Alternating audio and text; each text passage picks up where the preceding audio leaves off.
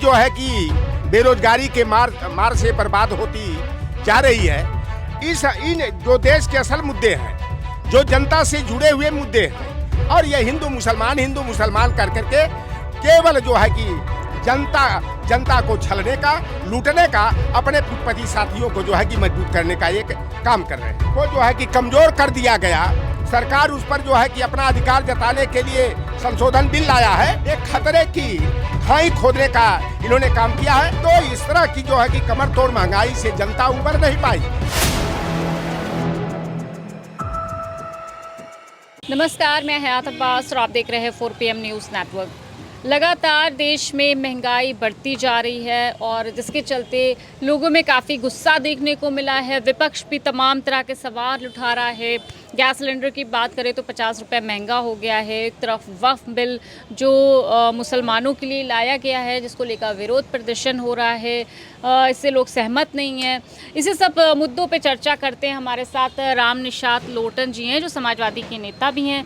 Sir, कैसे देख रहे हैं? एक तरफ तो गैस सिलेंडर के दाम बढ़ रहे हैं, एक्साइज ड्यूटी बढ़ा दी गई है, पेट्रोल डीजल के दाम भी बढ़ सकते हैं। अब ऐसे में एक तरफ वक्फ बोर्ड बिल जो आया है, उसको सब ये सारी चीज़ें क्यों हो रही हैं देश में? इसको कैसे देखिए, भारतीय जनता पार्टी कमर तोड़ महंगाई, बढ़ती हुई बेरोजगारी, छात्र नौजवानों का अंधकार में जाता हुआ भविष्य, एक पीढ़ी जो है कि बेरोजगारी के मार से बर्बाद होती जा रही है।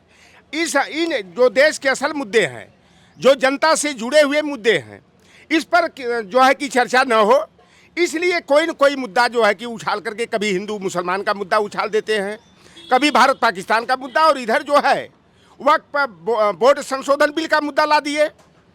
भारतीय जनता पार्टी बड़े सातिराना हरकतें करती है। आप देखी होगी कि पिछली बार 281 सांसद जब थे, इनकी पूर्ण बहुमत की अकेले सरकार थी, तब वक्फ बोर्ड संशोधन बिल नहीं लाए। और आज जब बैसाखी की सरकार है, 272 मैजिक नंबर भी इनके पास नहीं है।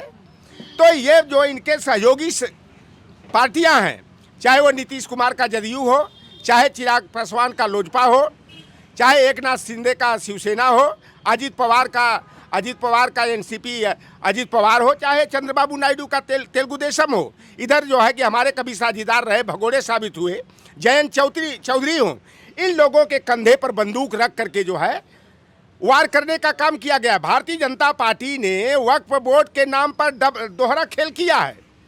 एक तो जनता के असल मुद्दे दब जाए, दूसरी तरफ हिंदू मुसलमान का इसे मुद्दा बना दिया जाए, और तीसरा जो क्षेत्रीय दल है, इनको इसी बहाने जो है, जो मुस्लिम धर्मनिरपेक्ष दल बन करके मुसलमानों के वोट से जो है अपनी राजनीति और सौदाबाजी करते हैं, इनकी राजनीति का खत्म हो जाए और खलनायक के रूप में इनकी छवि बन जाए। आज जितने भारतीय जनता पार्टी को समर्थन देने वाले तथा कथित धर्मनिरपेक्ष दल हैं, आज जो है कि वह गुस्से के शिकार हो रहे हैं। और एक सबसे बड़ा जो वक्फ बोर्ड का मुद्दा रहा है, जो मुकेश अंबानी जैसा पूंजीपति है, उसका जो महल बना हुआ है, एंटीलिया बना हुआ है, वह वक्फ की ज़मीन पर बना हुआ है। उसको बचाने के लिए यह पूरे देश में बवंडर खड़ा करने का काम किया गया है। और भारतीय जनता पार्टी न तो ये हिंदू हित में ये काम किया गया है, न गरीब मुसलमानों के हित में है। जिस तरह कर रही है कि गरीब मुसलमानों को इसका लाभ मिलेगा, तो यह न तो हिंदुओं के हित में है, न मुसलमानों के हित में है। जो वक्फ प्रॉपर्टी है, उस पर बड़े बड़े पूंजीपतियों का कब्जा करा देंगे, कहीं बिल्डर्स को दे देंगे, कहीं अडानी और अंबानी का उस पर कब्जा कराने का ये काम करेंगे। और भारतीय जनता पार्टी का मकसद जो इसमें छिपा हुआ है, वह गुरु गोलवलकर की 2 किताबों की जो नीतियां हैं, we are our nationhood defined की और बंच ऑफ थॉट्स की, उन्हीं नीतियों को जो है आगे करके जो है जनता को गुमराह करने का और भटकाने का यह प्रयास किया गया है। यहाँ जैसे हमारे यहाँ मुसलमान भाइयों के लिए वक्फ बोर्ड था, बगल में हमारा कभी संयुक्त भारत का जो अंग रहा 1948 से पहले, 1947 से पहले पाकिस्तान है। पाकिस्तान में भी हिंदू वक्फ बोर्ड है, जिसे एवाकुई ट्रस्ट प्रॉपर्टी बोर्ड का कहा जाता है। वहाँ पर भी हिंदुओं के लिए है, सर्वाधिकार हिंदुओं के लिए है, और वहाँ पर ट्रिब्यूनल है। उस प्रॉपर्टी का खरीदो फरोख्त नहीं किया जा सकता, कोई उसे सरकार भी चाहे तो उसका अधिग्रहण नहीं कर सकती। और बांग्लादेश में तो पाकिस्तान से बड़ा हिंदू वक्फ बोर्ड है, जिसे वहाँ पर देवोत्तर प्रॉपर्टी एक्ट का हिंदू वक्फ बोर्ड कहा जाता है, जिसके अंतर्गत 3 लाख से अधिक प्रॉपर्टी है।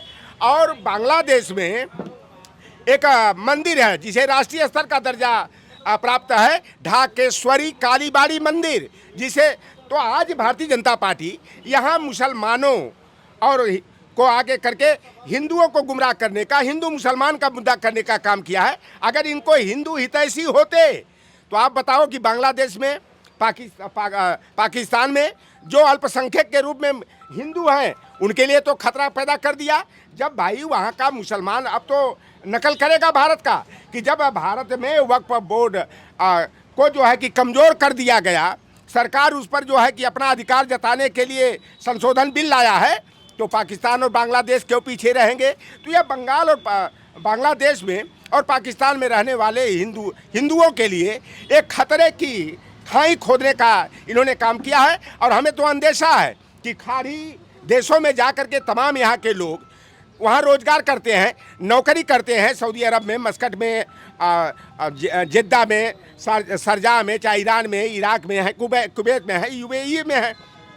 अब तो भारत ने जो रास्ता दिखा दिया है, तो वहाँ के लोग का देखा कि भारत के हिंदुओं को जो है कि हम अपने यहाँ नौकरी और रोजगार नहीं देंगे, तो यह न हिंदुओं के हितैषी हैं न तो मुसलमानों के हितैषी है। यह केवल 2027 के लिए जो है यह मुद्दा उछाल करके जो है उत्तर प्रदेश की राजनीति को गर्म करना चाह रहे हैं। लेकिन जनता है कि सब कुछ जानती है कि असल मुद्दे पर चर्चा होनी चाहिए। अब ऐसे में गैस सिलेंडर के दाम भी बढ़ गए हैं, तो 50 रुपया गैस सिलेंडर का दाम बढ़ गया, 2 रुपया जो है कि एक्साइज ड्यूटी बढ़ा करके डीजल और पेट्रोल का दाम रात के 12 बजे से बढ़ गया। तो इस तरह की जो है कि कमर तोड़ महंगाई से जनता उबर नहीं पाई। और ये हिंदू मुसलमान कर करके केवल जो है कि जनता को छलने का, लूटने का, अपने पति साथियों को जो है कि मजबूत करने का एक काम कर रहे हैं। बिल्कुल, देखिए ये कह रहे हैं कि जनता को ठगने का काम किया है और एक अचानक से गैस सिलेंडर के दाम 50 रुपये बढ़ जाना, क्या इतना ज़्यादा दाम जो बढ़ोतरी हो रही है, किसी अन्य सरकारों ने ऐसे अचानक से कभी प्राइस बढ़े? देखिए ये बढ़ाया भी किस पर, ये भी तो आप देख लीजिए। उज्ज्वला योजना जो गरीबों के लिए सरकार ने उज्ज्वला योजना चलाई थी, उस पर बढ़ाई हुई है। और उज्ज्वला योजना को इतनी बुरी तरीके से मारा है कि जैसे कि सब्सिडी मिलती है गैस सिलेंडरों पर, लेकिन उज्ज्वला के लोगों को सब्सिडी नहीं मिलेगी, लाइफ टाइम नहीं मिलेगी। तो शुरू से ही महंगाई बढ़ाती चले। ये व्यापारियों की पार्टी है, इसे तो कभी व्यापार के अलावा कुछ सूझता ही नहीं है। जो बिजनेसमैन होता है उसे अपना माल बेचने से मतलब होता है। महंगे में सस्ता बताएगा तो लोग खरीदेंगे, नहीं महंगा बताएगा लोग ज़्यादा खरीदेंगे। ये मतलब एक ट्रेडर का कॉन्सेप्ट है। तो ऐसा किया गया है। रही बात आपके वक्फ बोर्ड की, तो वक्फ का शुरुआत ही मोहम्मद साहब ने किया था। 600 खजूरों का बाग लगाया उन्होंने और कहा इससे होने वाली आमदनी या इस खजूर के माध्यम से जो लोग खाने पीने में व्यवस्था नहीं कर पाते उनके लिए किया जाएगा। उसी को देखते हुए समय समय पर भारत में भी लागू है। जब अंग्रेज़ों का शासन था तो 1918 में अंग्रेज़ों ने भी वो कानून बनाया था। उसके बाद 1935 में बना, उसके बाद 1954 में बना। तो ये इस तरीके से अमेंडमेंट होते चले आए हैं।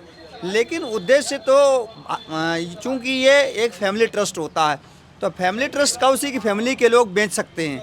लेकिन सरकार ने उस पर नियंत्रण करने के लिए अपने यहाँ जब नवाब वगैरह चले गए, रॉयल्स फैमिली, तो जब यहाँ कहीं खो गए, कहीं छोड़ के चले गए, तो ऐसे में उसको करने के लिए बोर्ड बनाना पड़ा। सरकार अपने नियंत्रण में लेकर के आई, कोई इस पर कब्जा ना हो। आज भी आप पुराने लखनऊ में चले जाएं, हमको लगता है पुराने लखनऊ में वो बोर्ड की आज नियमावली लागू कर दी जाए तो या तो हिंदू वहाँ से ख़त्म हो जाएगा पुराने लखनऊ से, क्योंकि सब वक्फ बोर्ड की प्रॉपर्टी, वहाँ कोई ऐसा है ही नहीं जो गैर वक्फ बोर्ड की प्रॉपर्टी। तो वहाँ तमाम मंदिर चले जाएंगे, आप बटलर पैलेस चला जाएगा, आपका हलवासिया शत्रु संपत्ति है, वो उसका ट्रस्ट नहीं है, वक्फ बोर्ड का नहीं है, वो शत्रु संपत्ति है, उसका दूसरा का डिग्नेशन अलग अलग है। लेकिन ये सरकार लूटने का काम करती है। जैसे मान लीजिए शत्रु संपत्ति हजरतगंज में है, सुधीर हलवासिया को 1 रुपये पर साल पर मंथ पर उसको किराए पर दिया गया, यानी 10। अब उसको सरकार जब ख़त्म हो गई लीज तो क्यों नहीं वापस लेती? वो कह रहे हैं कि साहब हमसे 100 गुना ले लीजिए, तो 1 रुपये का 100 गुना 100 रुपये होगा, तो 100 रुपये महीने दे करके वो करोड़ों में पैसा कमाएंगे। तो सरकार अपने लोगों के हितों के लिए, चूंकि सुधीर हलवासिया का साथ इसलिए दे रहे हैं कि सुधीर हलवासिया ने 2017 में 17 क्या 19 के बाद 14 के बाद ही में उनको लखनऊ में रहने के लिए अपना फ्लैट ही दे दिया। NBRI के सामने उनका फ्लैट है, बनाए हुए हैं सुधीर हलवासिया ने, तो उसमें दे दिया अमित शाह को। तो जो अमित शाह को दे दिया तो फ़ायदा भी तो उठाएंगे ना। तो इस तरीके के लोग हैं, आपस में फ़ायदा उठाने की कोशिश कर रहे हैं। रही बात गरीबी और बेरोज़गारी, इनका उन्मूलन कोई नहीं करना चाहता। गरीबी उन्मूलन करते करते गरीब को ही उन्मूलित कर दे रहे हैं ये लोग। गरीब ही ख़त्म कर दे रहे हैं, मार दे रहे हैं, खाने पीने के लिए नहीं बचेगी, उसको इतना महंगा कर दिया जाएगा। तो कहीं ना कहीं ये अपने दोस्तों के साथ, और इसमें विपक्ष भी सहयोग कर रहा है। मैं ये देख रहा हूँ विपक्ष भी इसमें बहुत ही सहयोग सत्ता पक्ष का कर रहा है, परोक्ष अपरोक्ष रूप से कर रहा है। अच्छा, लगातार ये जो महंगाई बढ़ती जा रही है ये आम इंसान की कमर तोड़ रही है, लेकिन फिर भी आम इंसान इन सब मुद्दों से उठना ही नहीं चाहता है। ये धर्म वाली राजनीति पर क्यों बात कर रहा है? ये जहर किसने घोला है? देखिए, दो चीज़ें हैं। हमारी यहाँ एजुकेशन सिस्टम समाप्त हो चुका है। जिस दिन बच्चा पैदा होता उसी दिन से बच्चे को एडमिशन लेने के लिए तय कर दिया जाता है कि 40,000 रुपये चाहिए तब उसका एडमिशन होगा। तो जब वो बच्चा आगे पढ़ेगा, जिससे यही है कि अभी गर्भ में आया तभी शुरू हो गया उसके पैसे का, डॉक्टर के यहाँ करेगा, दवाई करेगा, ऑपरेशन से बच्चा पैदा होगा, सब कुछ होगा। तो उस बच्चे के अंदर तो कभी ये नियति ही नहीं हो सकती कि हमें समाज के लिए कुछ करना है। उसके मन में तो पैदाइशी है ना कि साहब हमें तो पैसे से ही सब कुछ प्राप्त हुआ है, बिना पैसे के हम पढ़ नहीं सकते, बिना पैसे के अपने माँ के घर में पल नहीं सकते, बिना पैसे के हम पैदा नहीं हो सकते। तो ऐसी स्थिति में समाज के बारे में क्यों कोई सोचेगा? जब हमारे देश में गुरुकुल चला करते थे, लोग पढ़ते थे, लोग भिक्षाटन करने जाते थे, लोग अपने घर से भिक्षा देते, तो उस बच्चे के मन में होता था कि समाज ने हमारे प्रति कुछ किया है। लेकिन आज सरकार ने यह तय कर दिया है कि MBBS करना है तो 12 लाख रुपए प्रति ईयर उसको खर्च करना पड़ेगा। तो 4-4.5 साल का करीब 4 साल का वो होता है, हाफ ईयर का इंटर्नशिप होता है। तो ऐसी स्थिति में तो 60 लाख रुपए उस बच्चे को खर्च करना है। तो 60 लाख खर्च करने वाला क्यों समाज के बारे में सोचेगा साहब? उस समय फ्री में एजुकेशन दी जाती थी तो लोग होते थे। तो जब तक हमारे यहाँ एजुकेशन फ्री में नहीं होगा, शिक्षा बिल्कुल फ्री होना चाहिए, चिकित्सा फ्री होना चाहिए। भ्रष्टाचार की जननी नगद का चलन है, तो जब नगद का चलन है तो उसे सरकार पूर्ण रूप से क्यों नहीं बंद कर देती कि नगद चलेगा ही नहीं, तो आप अकाउंट ट्रांसफ़र करेंगे, तमाम चीज़ें इस तरीके किया जाना चाहिए। सरकार कहती है नहीं कर पाएंगे तो पेटीएम क्यों चला रहे हो, आप ATM क्यों चला रहे हो? आखिर तो ट्रांजैक्शन ही है ना। तो आप पूर्ण से कैश का जब बंद कर दोगे तो अपने आप आदमी के समझ में आ जाएगा, शिक्षित होने के लिए मजबूर हो जाएगा, शिक्षित तो होगा ही होगा। और शिक्षा फ्री में किया जाए तब जा करके हमारे यहाँ से गरीबी और बेरोज़गारी दूर हो सकती है।